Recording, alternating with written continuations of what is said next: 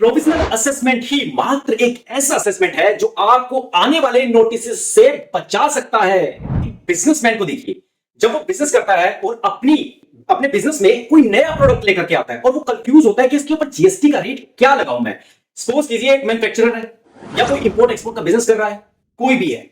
अब वो जो मैन्युफैक्चरर है वो एक नए प्रोडक्ट का मैन्युफैक्चरिंग करता है, नए प्रोडक्ट की मैन्युफैक्चरिंग करता है, तो उससे कंफ्यूजन होती है कि इसके ऊपर जीएसटी रेट क्या लगाऊं। और इस कंफ्यूजन के चलते वो डर जाता है कि भाई अगर गलत रेट लगाया, रेट लगना था 18 लगा दिया 12, तो जो डिफरेंस आएगा ना निकल करके, वो डिफरेंस मुझे विद इंटरेस्ट और पेनल्टी जमा करवाना पड़ेगा। अब उस इंटरेस्ट और पेनल्टी से बचने के लिए वो क्या रास्ता अपनाता है, तो चलिए देखते हैं।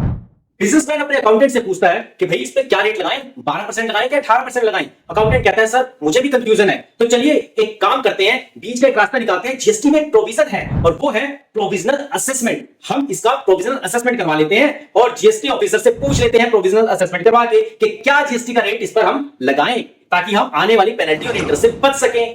तो अकाउंटेंट साहब बताइए ना, हमें इसके लिए क्या करना होगा।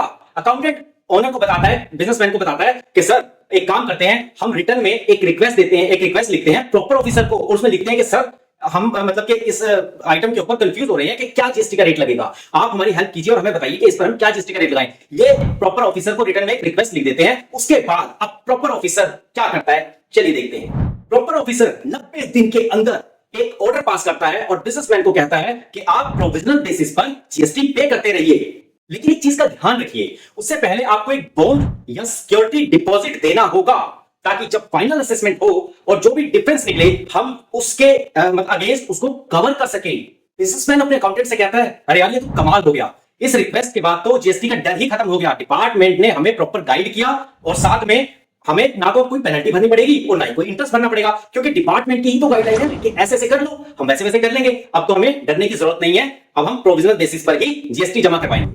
प्रॉपर ऑफिसर ने ये ऑर्डर तो पास कर दिया, लेकिन ध्यान रहे कि प्रॉपर ऑफिसर को 6 महीने के अंदर अंदर फाइनल असेसमेंट भी करना होगा। अगर कोई स्पेशल केस है ना, तो यकीन मानिए ज्वाइंट कमिश्नर के पास पावर है, वो 6 महीने और प्लस में आगे बढ़ा सकता है। और यही नहीं, कमिश्नर के पास तो 4 साल की पावर है। वो क्या करेगा, 6 महीने ज्वाइंट कमिश्नर ने बढ़ा दिए और उसके बाद क्या करेगा, जो कमिश्नर है वो 4 साल और बढ़ा सकता है। 4 साल। बिजनेसमैन कहता है कि अच्छा हुआ जो मैंने प्रोविजनल असेसमेंट करवा लिया, अब मैं प्रॉपर ऑफिसर द्वारा दिए गए ऑफिशियल ऑर्डर के हिसाब से टैक्स जमा करवाऊंगा।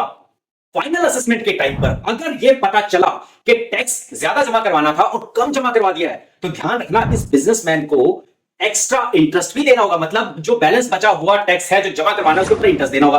अगर गलती से ज्यादा टैक्स जमा हो गया है, फाइनल असेसमेंट के टाइम पर यह पता चलता है कि भी जो बिजनेसमैन है, टैक्स पेयर है, उसने ज्यादा टैक्स जमा करवा दिया है, तो डिपार्टमेंट उसे विद इंटरेस्ट रिफंड देगा। इस वीडियो में हमने क्या देखा, अगर आपको जीएसटी रेट लगाने में कोई डाउट है तो आप प्रोविजनल असेसमेंट को अपना सकते हैं। जब तक फाइनल असेसमेंट ना हो जाए तब तक आप जो प्रॉपर ऑफिसर ने ऑर्डर पास किया था, जो गाइडलाइन थी, उसके हिसाब से टैक्स जमा करा सकते हैं। बाद में पेनल्टी और नोटिस से बच सकते हैं। अगर एक्स्ट्रा टैक्स जमा हो गया बाय मिस्टेक तो रिफंड भी मिलेगा विद इंटरेस्ट। प्रोविजनल असेसमेंट सिर्फ एक कंप्लायंस नहीं बल्कि एक प्रोटेक्शन है जिससे आप गलत टैक्स भरने से और पेनल्टी भरने से बच सकते हैं। अगर आपको कुछ भी पूछना हो तो कमेंट में टाइप करें। वीडियो अगर अच्छी लगी हो तो वीडियो को लाइक करें, शेयर करें, चैनल को सब्सक्राइब करें। वीडियो को पूरा देखने के लिए आप सभी लोगों का बहुत बहुत धन्यवाद।